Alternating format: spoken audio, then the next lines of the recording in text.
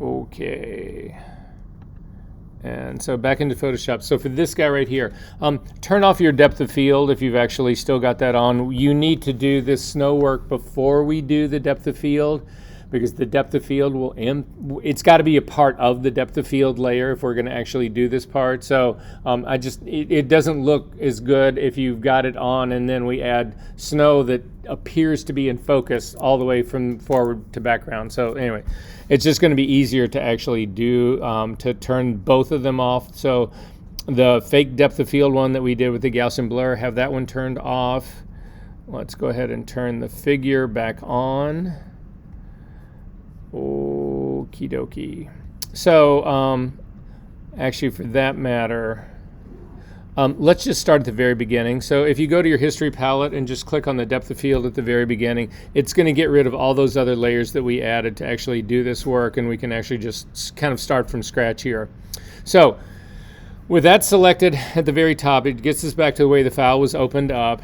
You want to click on your background layer. So again, we're going to add snow to this scene. So there's a couple of techniques that we're going to do in here that I'm happy that this whole thing came up, because it gives us a chance to explore a couple of things that maybe have been that we haven't had a chance to get to yet.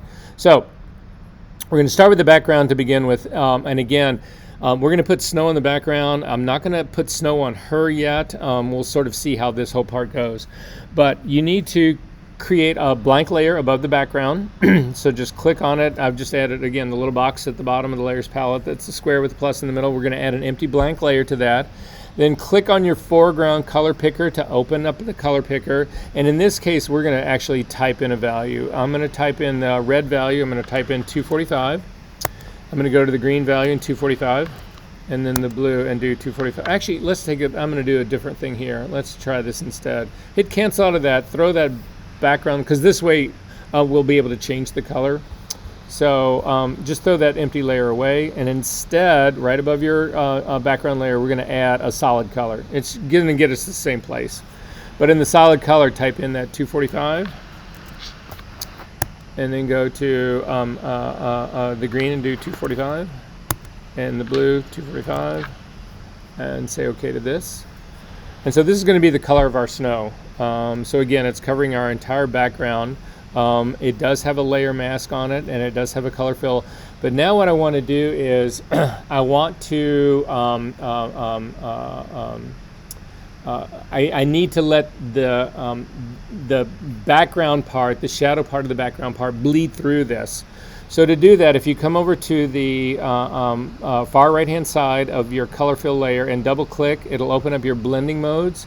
And so what blending modes actually do, if we take the underlying layer here, what they do is they control the interaction. So right now, you've got the tonal range from your current layer, which is the one that we're on right now. It's going all the way from right to left, so it's showing everything. And the same thing is happening on the underlying layer, but because I've actually got this is all set to a normal blending mode, this is basically what is where I'm at. It's just I ended up with this white layer. If you grab the slider on the underneath part and you start to pull it open, what ends up happening is that it starts to let some of the shadow, the dark parts of my background, bleed through. And so we need to keep doing this and pulling this open until it looks like we've got sort of like this dusty snow that's actually on the background. So, and you can see that it's beginning to look, no, that was just too easy, right? It's beginning to look on the, if you take a look at the rocks and that kind of stuff, it's beginning to look like there's snow sort of on them. But again, the transition is immediate. I don't have any sort of gradual, softer edge in here. To get that, hold down the Option key and click and pull these sliders apart. And as I start to pull my underlying layer, the bit of it to the left-hand side, I'm feeling like it's in a good place, but I feel like I need to carry my right-hand slider to pull a little bit more back. And so again, I'm just trying to play with this to get the sense of snow that's actually on the background. And it's really just the floor that I'm talking about, or that I'm looking at here. So I'm going to go ahead and say OK to that. And again, this is going to take more work, a lot of work here, but I'm going to go then to my layer mask that's on this. So you would have this kind of, the ground itself feels good to me, but you wouldn't have the snow on the trees or anything like that. All of this has got to go. So as soon as my tablet reconnects,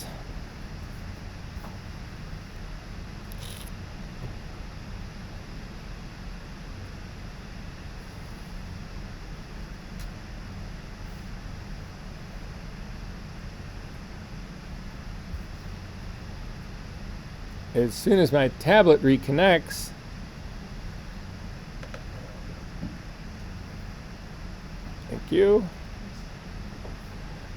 Okay, black is my foreground color, normal blending mode, 100% opacity, 100%, I'm actually going to take my flow down. Let's take it down to like a 10%. Make sure you got a soft brush, no, medium brush, medium hard brush, whatever. We need a little bit of control in here. So I'm going to work on the tree first. So again, I'm working on the layer mask of this solid color, and I'm just going to scrub across the tree. You need to get rid of most of the snow. It wouldn't be on a vertical surface like that. So you might leave a little bit down on the ground. I'm going to continue to work on that part to pull this back.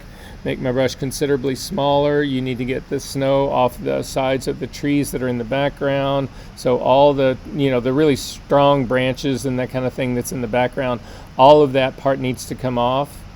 You probably need to remove, there wouldn't be this much snow on the leaves because all that falls off. So I'm going to do a much larger brush and just start running across this top part in here and go a little bit easier. This flow is awfully high. It feels like it's a little too aggressive. I'm going to change it to like a 3, 4, something like that, to allow me to work this down into this a little bit. So we're beginning, so it kind of gives you now the sense of snow that's actually on the ground. So that part's actually working pretty good to me, but I still need to anchor this with the girl as well. So the first thing I need to do is actually paint snow, falling snow, into the background. So I want to show you guys how to do that.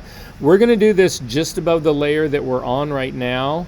So I'm going to add an empty layer to the one that we're on right now. I'm going to click on my foreground color picker so that I can paint the same color snow. And I'm going to type in those same values for my RGB 245 for each of them. So I'm painting with the same color that this solid color layer was on the top. So I'm going to get the B key to get a brush, but now we're going to build a custom brush. And so to do that, I'm going to go ahead and set the brush at a complete softness, a normal blending mode, 100% opacity, and go ahead and crank your flow all the way up to 100% as well. But now we can actually modify this brush. So to do that, this is a window we haven't opened up yet. Come up to the window menu, down to brush settings, and this will actually open up a window here, and these settings control your brush. So it's the current brush that we've got. Now right now we're using one of the canned brushes, but the minute we start changing this brush is going to become unique.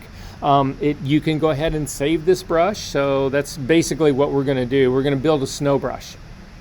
So the first thing we're going to do is make this brush a lot smaller. So right now it's gigantic. If you hold your cursor over your image, you can see I need something considerably smaller. So if you want the same values, I'm going to start out with 100 pixels. That seems like about a good thing for me.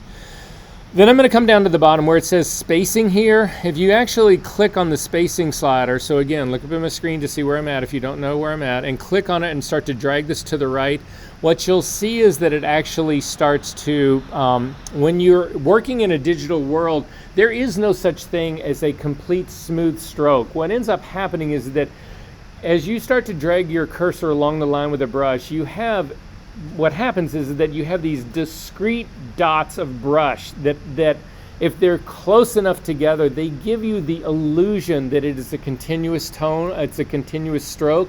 But the reality is it's made up of hundreds of little individual dots of brush. So you can imagine doing a dot, dot, dot thing, but they're so close together. What this spacing does is that it actually separates those apart. It pulls them apart, and you can continue to do that to the point where your brush ends up being considerably, really far apart. So working on this layer right now, if we come up to your image just to see, so you've got a preview that's happening at the bottom, but if you come over to your image and you click and you drag across your image, nothing happens. What is going on here? Oh, it's because I went across her body thinking I would see it on her body. It's actually her body is hiding that. So I'm going to hit Command Z to undo that and do it on the tree. And you'll see as you go across the tree, it's these discrete little dots, right? So that's going to be the beginning of, that's what spacing is all about. Hit Command Z to undo that part. So then we need to actually change the brush itself. So if you click on the circle, that is actually the orientation and the shape of your brush. We need to make this like snowflakes, and we need to look like snowflakes that are actually falling down. So they would not be these perfect round dots. So if you click on the top of this circle and drag down, you can actually change the shape of your brush to an oval, which is actually, again, going to help us out. It's going to be more of an orientation for a brush stroke to make it look like snow is falling down. Then you can change the orientation of it, because right now the oval is going right to left, and we need it to actually be going up and down. So the little arrow that's at the 3 o'clock mark on that brush, if you click on that and drag it, you can actually see that it'll actually give you more how snow would fall. Now, I'm not going to do this directly up and down. That doesn't look right. You need to actually keep it angled to one side or the other to actually introduce that sort of like angle that it would actually happen. Does that make sense, everybody, what's going on here? So again, your preview is giving you a really good idea of what this brush is going to look like. Then we need to click on Shape Dynamics. So it's the brush tip shape was where we were at. We need to click on Shape Dynamics. And the first thing we're going to do is change the size jitter. So you can think of jitter as random. What we need here is we can't have all our snowflakes be exactly the same. They would be variation in this. So if you take your size jitter and you start to drag it up, you will see, I'm going to go all the way up. You can see that it makes for different size snowflakes. However, the smallest of the snowflakes is too small. We wouldn't have this much variation in it. So if you take your minimum diameter slider and start to push it up, what you'll see is that it'll actually make brushes, again, stuff is going off, but it'll actually keep them constricted a little bit more so that my smallest dot, my smallest snowflake is not radically smaller than my largest one. So that's what I'm doing by pulling that part up. Then the next thing I'm going to do is my angle jitter. Now you can actually take this up a lot. If you crank this all the way up, you'll see that the snow looks like it's going every which way. That would never happen. It would all still be going slightly down. So you can use a little bit of angle jitter in here. Again, this is randomness, but not much more than like 5%. Everything still looks like it's going down, but it's changing somewhat in all of that. Does that sort of make sense, everybody, what's going on in here? Then I'm going to go to my next brush shape down, scattering. If you click on scattering, and then we're going to take this and we're going to actually take the scatter and start to push it up, what you'll see is it breaks up the line so that you're not just painting in one straight line here. You're really being able to get a randomness out of all of this. I'm going to continue to push this up and see, so that's beginning to feel pretty good. I'm losing it in my preview. If I drag my box down, I don't get any more preview in it, but we'll sort of see what this looks like. You can always come over onto your tree and sit and drag it out and take a little bit of look at that and say, yeah, is that beginning to work for me? And I sort of like what's happening here. That part of it feels right to me here. So I'm going to hit Command Z to undo that part. And then you can go back to your original brush tip shape, and we can, as we're doing this work, you're going to want to consider changing the spacing, making stuff even wider apart, and also changing the size here. So if you want the same thing that I've got in mind, I've got a size of 100 pixels, I've got a spacing at 225%, and then I'm simply going to collapse my brush settings by clicking on the double arrows here, and then I'm going to come here into the background, and I'm just going to start to paint across in here.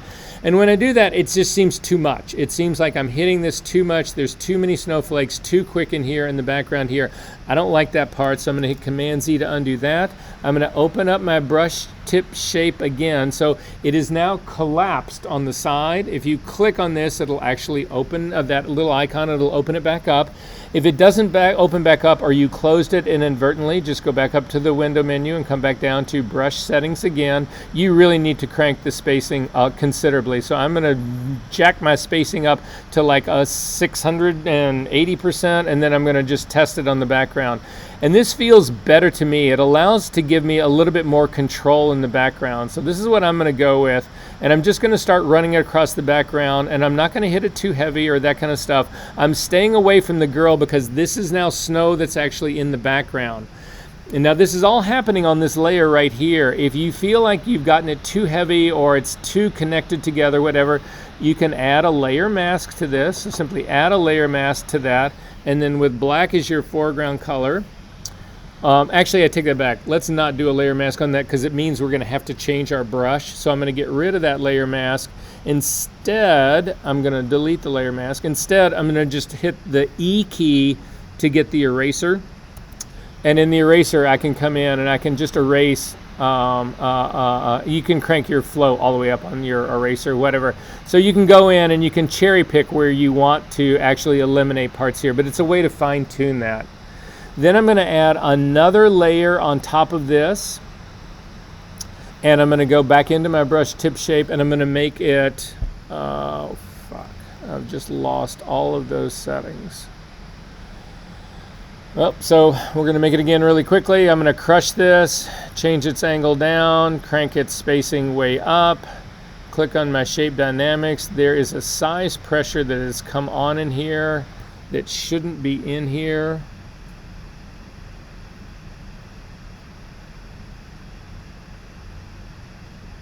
I've got a control here. This is from a different brush where my control for size jitter says pin pressure. That should be off. So size jitter is up. I'm going to go back to scattering. I'm going to scatter this more. I'm going to go back to my shape dynamics. The size jitter, I'm going to crank it all the way up to get the variation. I'm going to drag my minimum diameter up so that I don't have something that's too small in here. Back to my brush tip shape. I'm going to make it a larger brush now. And what? Oh, thank you. That would explain why all of that happened. Thank you so much. This is what happens when I try to rush too much in here. Sorry about that. Let's go back to the B key and hopefully we'll have all those settings. We do. Gold star. And just crank my size jitter. Not my size jitter, but my size up. So I'm going to go back, so a new layer right now. And again, just to start to paint a few things in, it's giving me variety in shape, so I'm getting bigger snow as I come forward. And then finally, I'm going to go up to the top and go above my figure layer. So I'm going to click on, I'm going to go all the way above all of them. I've got those color control layers that are on the top. I'm going to add a blank layer up there, and then I'm going to start to do snow that actually goes across her. And you can see in here where we're actually working across all of this sort of stuff, whatever, to sort of add snow in here to actually, and again, I can make even larger snowflakes in here, so I'll go even further up. I'm going to add another layer on top of that, just to keep them separate so that I don't need to worry about that, and actually do some more stuff up here that's in the front. Some across the top, because you would have snow, you would have big snow on front of all of them. You also need to get some that's going across the rocks to actually have that part. This second layer down is the one where I've actually got snow that's like right on her eye that I don't actually want to have there. So then I'm going to hit the eraser tool, and I'm going to go back to a standard eraser brush, so not the one I was just modifying. So back to my general brushes, just click on the soft round one for the eraser tool and you'll be fine. So then working on my layer 10 is the one that it's on. I'm going to get rid of the one that's right on the top of her eye. So we can continue to go on and on and on and on like that. Does that sort of make sense? There's another trick that you can do in all of this to get more general snowstorm. So I'm going to close that up. But you can see with enough work on this, you can actually begin to actually pull this part off. She's too bright for snow. If we are going to actually make this believable, if it is snowing, the sky is much more overcast, so everything would be down a little bit, but nonetheless, you sort of get where this is going. We can do another trick on this. Another trick on this would be to actually add an empty layer on top of this. Hit your D key to default your foreground and your background colors to black and white. Fill this with black, so I'm going to hold down the Option key because black is my foreground color. Option delete fills it with black. Then I'm going to come up to the filter menu and I'm going to come down. Actually, I'm going to make this a smart object first. So go ahead and change this to smart object. Then I'm going to go up to my filter menu and I'm going to come down to noise, and I'm actually going to add noise to this. So in the noise, when it actually comes on, again, I'm going to leave it on uniform, modify, and I'm going to start to crank this up. And you can see that it actually starts to add noise to this. It starts to bring texture into here. I'm just zooming in on this. Yeah, that seems a little intense.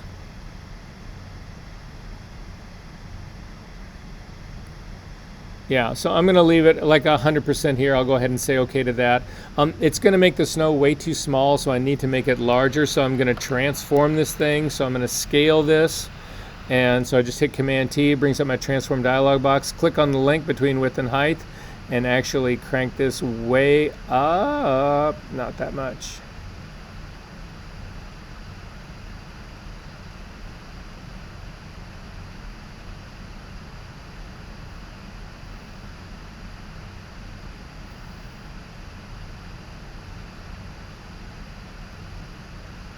Fine, so this brings it up. So I'm around a 200% on this guy, whatever, that works for me. And then I'm going to change the blending mode of this guy from normal down to screen. I'm sorry, yeah, hang on, wait, yeah, screen. So what happens in screen is that it will actually, anything that's black on your image disappears, anything that's white on your image actually shows up in here. And you can see at this stage of the game that it's way too fine and way too misty on all of this kind of stuff. So we can actually go back into, again, blending modes. We can double click on this. We can actually use the blending mode of this layer and pull some of it back to drop part of this back. We can try to play little games like this. So that would actually be one way of doing it. Again, I would have to make it considerably larger. This isn't really looking believable or good to me, so I'm going to bail on this one. I'm going to cancel out of here. What we do have, I'm going to throw this guy away because I don't really believe it and I don't really think it works. I'm going to do a merge stamp version of all of this right now. So Command Option Shift and hit the letter E. And then if you come over to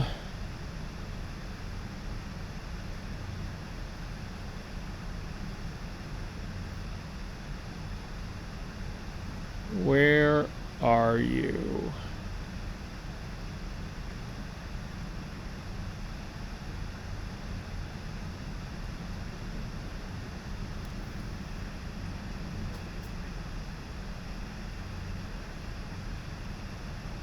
You can tell I never used shit like this, so sorry. The rest of this, I'm going to get back to you on this guy. There's a rain filter in here. There's a set of filters in here that we don't have that we need to actually, oh, that's where it is. Hang on. I think it's not in filter gallery. Where the hell? Well, I'm sorry, what? No, it's not neural filter. It's not actually in the filter part. So this,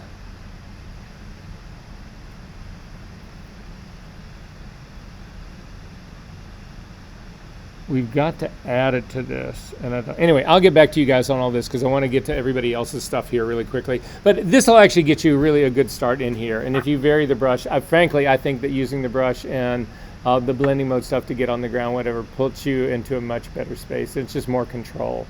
The filter stuff ends up being on everything, and then you've got to work at trying to pull stuff off. So I think, for me anyway, this is the most successful way. You think this is going to work for you? Yeah.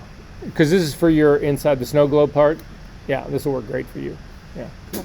All right. We can close that up. Olivia, did you put your thing? Wait, Emma, first we should look at your hair thing. So if you guys want to go to our server, you can download these files with me, and we can do them, work on them with me as well.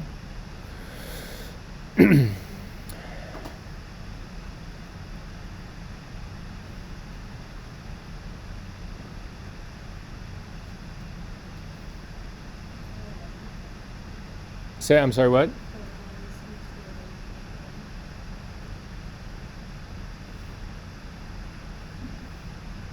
Right here. All right. I'm going to pull this into the place where you guys can get at it. And Olivia's, this yours right here. Oh, got it. So you should be able to get at both of these. Let's do the composite one first. Again, download these to your computer if you can. Oh, got it. Got it. So they're separate ones. Okay, we'll get to that one. I'll come back to it.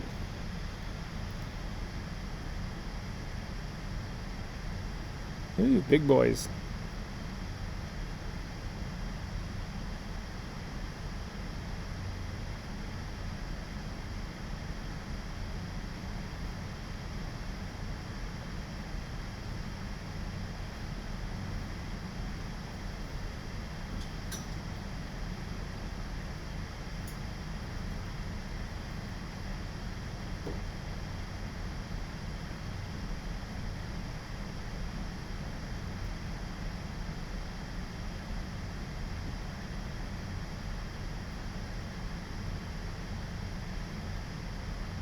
How can the server here that we're directly connected to be slower than like anything?